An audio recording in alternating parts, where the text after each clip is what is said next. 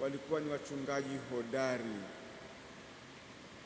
Kwa mfano wao, nasi pia tuendelee kuwa waaminifu katika kumfuata Kristo.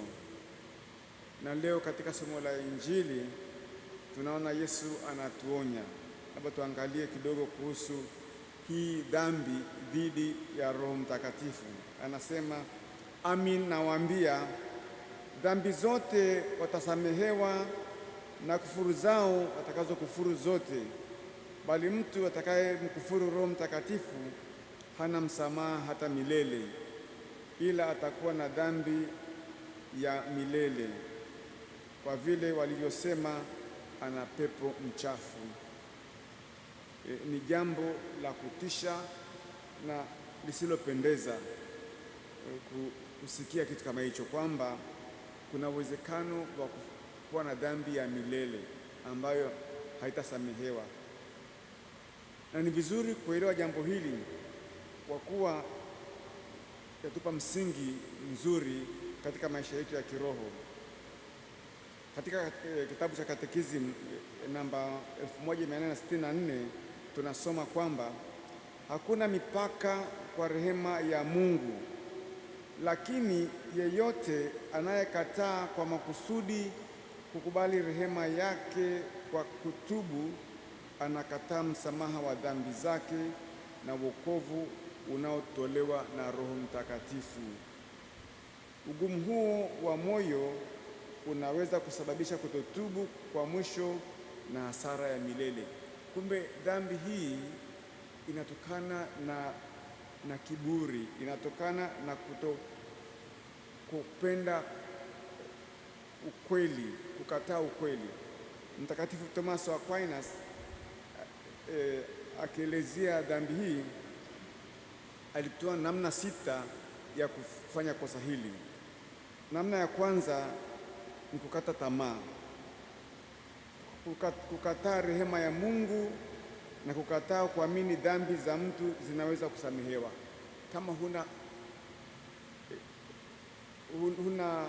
umekata tamaa, yani huamini kwamba unaweza kusamehewa dhambi zako, utasamehewa.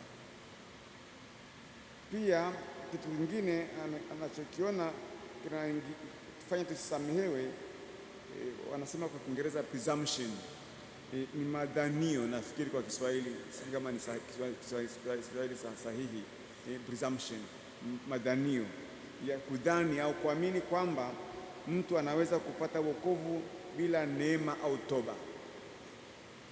Pia kutotubu, kukataa kutubu dhambi za zamani. Pia ukaidi, azimio la kubaki katika dhambi. Na kupinga ukweli ujulikanao, kukataa kwa makusudi ukweli wa imani ili kuhalalisha dhambi. Na mwisho anaongelea kuhusu wivu wa neema ya mwingine, kuchukia kazi ya Roho Mtakatifu kwa wengine. Namna hizi 6 zinatufanya tutende dhambi ambayo hatutasamehewa. Ni kweli kwamba Mungu pekee ndiye anayejua kina cha mioyo yetu ya kibinadamu, na ni yeye anayeelewa hatia yetu na hali zetu zinapopunguza uzito. Mungu pekee ndiye hakimu mkamilifu, hatuwezi kujihukumu wala kwa hukumu wengine. Anahukumu kwa usawa wa kimungu. Haki yake kamilifu na rehema zake zimeunganishwa kama kitu kimoja. Kwa Mungu rehema na haki ziko pamoja. Lakini ukarimu huu wa Mungu ambao haona mipaka ni lazima tupokee kwa masharti yake. Kumbe basi Injili ya leo inatualika kumcha Mungu na kuepuka chochote kinachoweza kututenga naye. Basi tuanze ibada hii kwa kukiri kwamba mara nyingi tunatafuta au tunafuata njia ambayo haitupeleki kwa Mungu. Tujute dhambi hiyo na kuomba msamaha kwa Mungu.